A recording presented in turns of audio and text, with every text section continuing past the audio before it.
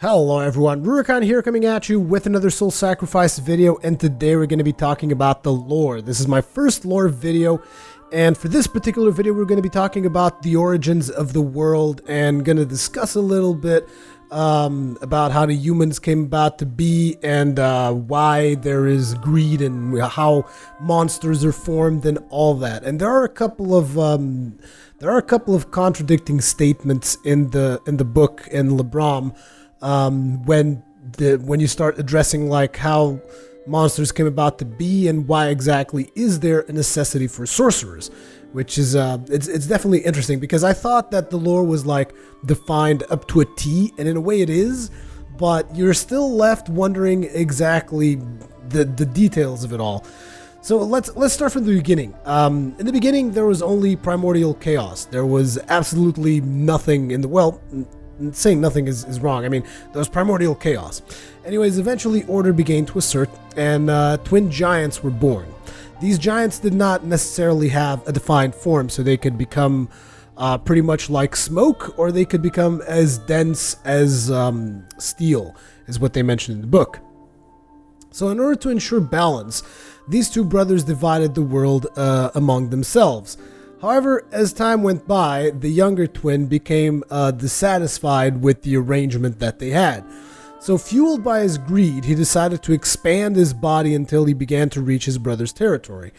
Now the elder brother thought, you know what, I'm gonna have to go ahead and punish you for that.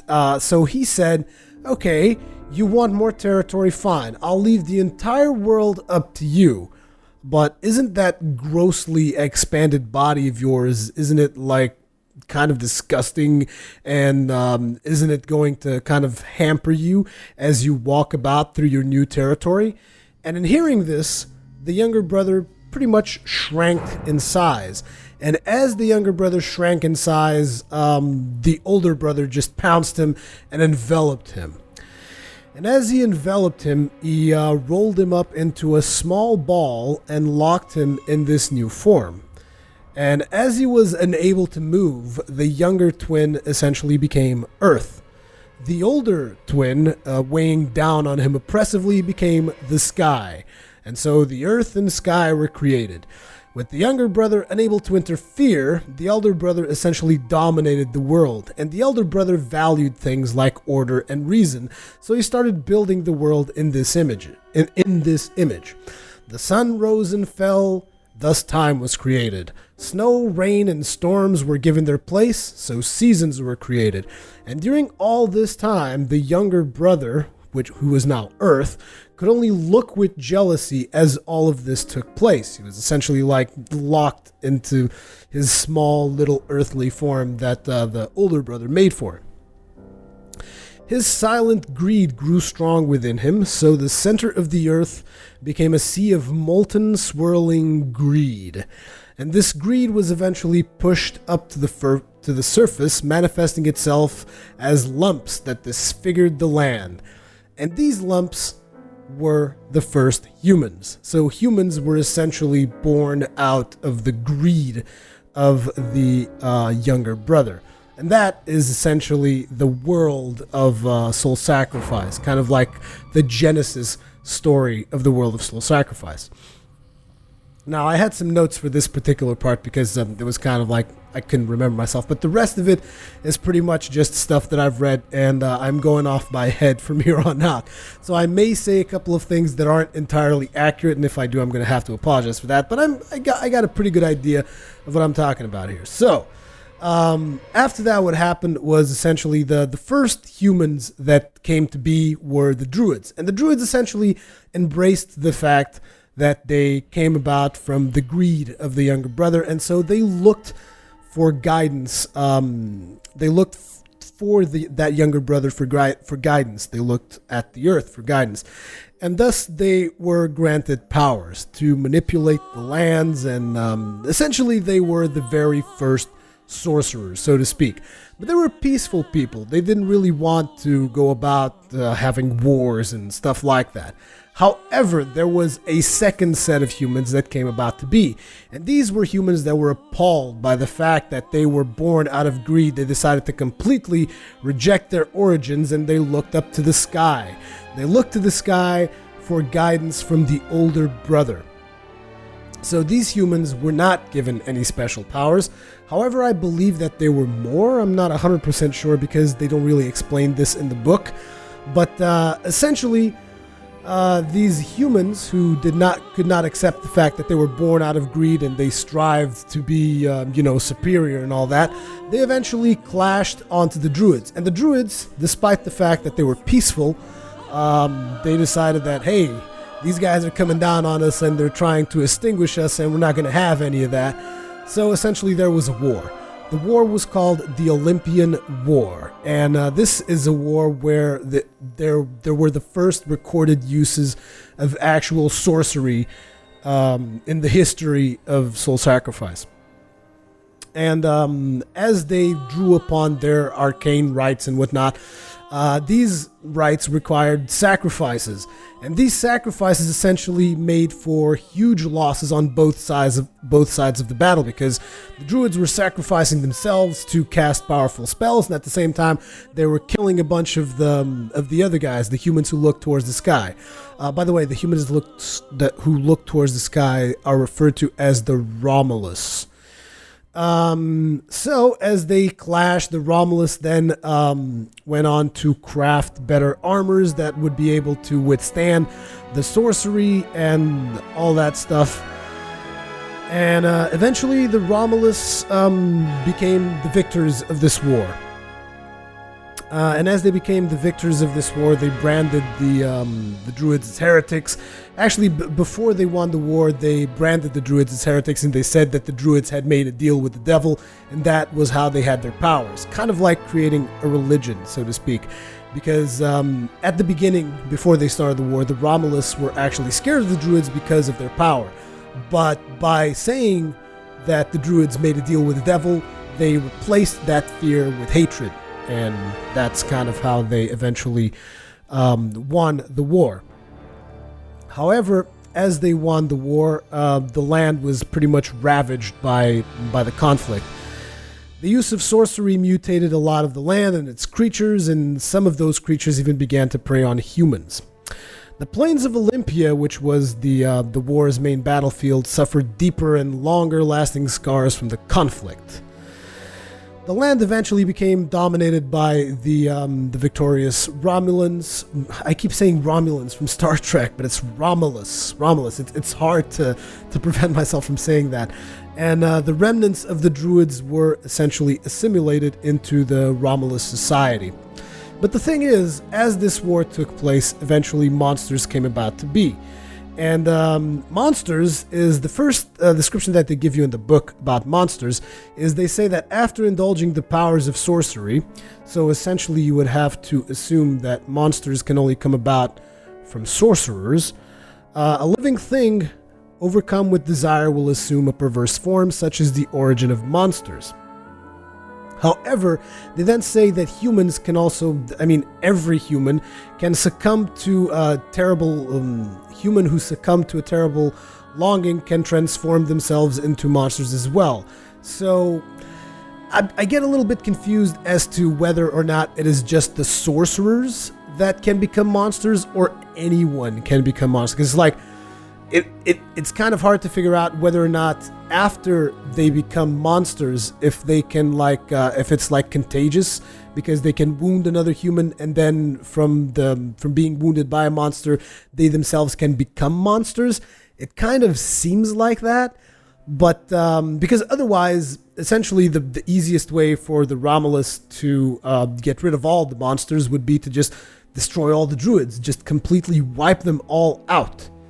But essentially, they don't do that, and instead, they end up employing the Druids to get rid of the monsters. But then, this is where the thing becomes like really messed up, because essentially you have these Druids who are killing other Druids. And why do I say this? Because, well, Druids are the ones who become monsters. essentially by either trying to sacrifice something which is more powerful than them, or succumbing to desire or something like that. But usually it is assumed that sorcery is involved in the creation of monsters, and only druids can perform sorcery. Therefore, supposedly only druids could become monsters. See, this is the part where I get a little bit confused. Because, for instance, when you go about, and there's a section in the book that talks about the sorcerer's life. And it says here, if someone's soul comes to dwell within your right arm as a result of sacrifice, you become party to their knowledge, experiences, and emotions, all of the emotions that can be drawn from. It is another's hatred that grants the greatest advantage when battling monsters. The extracted power that comes from sacrifice is essential for disposing of more malicious monsters, and is one of the main reasons sorcerers are compelled to perform sacrifices. Of course, if sorcerers fail to handle such a negative force, there is danger that they too will turn into a monster. To hold back the darkness, one must become darker still. Such is the life of a sorcerer. This is but one end from which there is no escape. So what happens to these sorcerers tainted by the darkness? To those who remain loyal in their mission?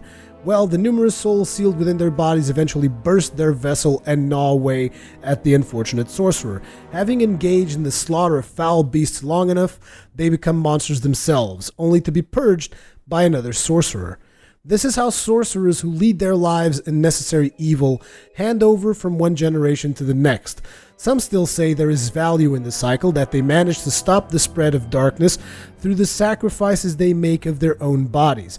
Others say the cycle itself is a necessity for the sorcerers themselves. After all, if all the foul creatures were to be wiped out, what purpose would that leave for the slayers? For them, becoming a foul beast ensures the survival of the clan, though the individual be damned. If asked why sorcerers exist, the average citizens of the world would be lost for words, so colossally absurd is the answer. So, I mean, I'm not sure if it's from the translation or if it's the fact that since I'm Portuguese and I'm reading it in English, and I don't know, maybe I'm just not understanding the translation right, but it almost seems like if you would destroy all of the sorcerers, then you would have no more monsters. But there's another problem here, which is the fact that the Romulans, the Romulus, they don't want to kill the Archfiends. And why don't they want to do that? The reason they don't want to kill the Archfiends is because essentially it is murder. Because behind every single Archfiend, which are the main monsters as you guys are used to seeing from the videos, they become a person at the end. They always become a person. So the Romulus, they don't want to just murder people, and that is essentially what it is. They would be murdering people. So they need the sorcerers who are willing to murder the monsters. And not only murdering them, they have to sacrifice them. And why is the sacrifice part important? Because you can't just kill a monster, because if you kill a monster, essentially the spirit of the person, it can like wander off and just spawn more monsters, which is why the sorcerers have to not only kill, but also sacrifice them, absorbing them into their right arm in order to prevent the monster from appearing again. And which is why eventually a sorcerer who absorbs too many monsters can essentially go crazy and become a monster himself, because as they absorb monsters, they absorb all of the feelings of the monsters, they absorb all of their desires, everything is absorbed into one person. And eventually that person can go crazy, as sometimes we see in the story of our author, where he is saying, I'm going completely crazy, and the bloodthirst and all this, because he sacrificed Sortiara, and he absorbed the curse of Sortiara's right arm, who apparently had been sacrificing quite a bit as well, which is why it's so bloodthirsty. But at the end of the day, it's like the Romulans, they don't want to do mass genocide. The Romulus, they don't want to do mass genocide, so they leave that up to the sorcerers. But essentially, the sorcerers, at the end, they become monsters as well, because they're not able to just absorb all of the monsters in the world and remain balanced. And like they say in the previous entry that I read, in order to survive the darkness, they have to become darker still. As a matter of fact, in the Sorcerer's Society, if you have a pure right arm, as in if your right arm is not like defiled by the fact that you've sacrificed someone, in the Sorcerer's Society, that is actually a great shame to have a pure right arm, because it means that you're not doing your job. You're not really sacrificing. You're not ensuring the continuity of the Sorcerer's Code, so to speak. Now, whether or not this is good or bad is something that we will be experiencing, as we have been experiencing up until this point through the playthrough. This is something that you have to experience through the storyline of the game. Something else they talk about here is the Chalice, which I've mentioned the Chalice a couple of times, and I will now read you what they tell you about the Chalice. A legend that grants the desires of those who obtain it. How one goes about obtaining it, it is something of a mystery. The Chalice is said to be involved in most cases of men turning to monsters. It is said when a desire is granted, a vital part of one's humanity is lost. One theory posits the Chalice is alive and actually chooses its targets. Some say it is the mythical god of the Druids himself, taking a Chalice's form. There is no proof either way. Again, the thing that keeps coming back to me, and is something that is not really detailed on the lore here, is who can become monsters. I mean, there's an entry here on monsters, and what it says is, after indulging in the powers of sorcery, a living thing overcome with desire will assume a perverse form, such as the origin of monsters. These foul creatures come in two distinct types: humans who succumb to terrible longing transform into archfiends, other living things indirectly exposed to sorcery mutate into fiends. Regardless of type, it is said the desire held by each creature plays an important role during its metamorphosis. Combined, these monsters have unleashed rancor and ruin on humankind. As a matter of course, society looked for a way to expunge this plague. Archfiends, however, present a significant problem. To dispose of creatures that were once human would be murder in both name and deed, though the task must fall to someone, lest the spread of devastation be met unchecked. And so the foul task fell to the sorcerers. So it's like they don't really tell you whether or not Romulus can become monsters, but I believe they can. Maybe some of you guys know more than I do. Let me know in the comment section below whether or not that is the case.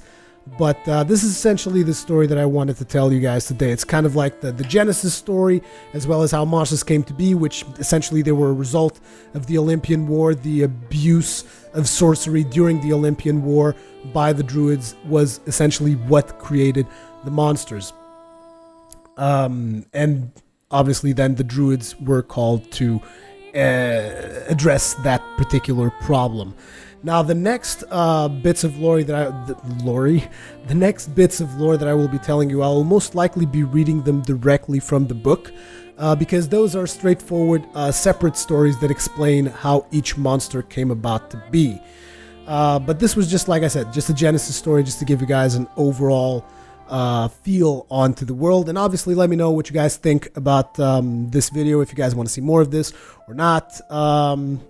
And all that good stuff in the comment section below. Thank you very much for watching. See you guys in the next one.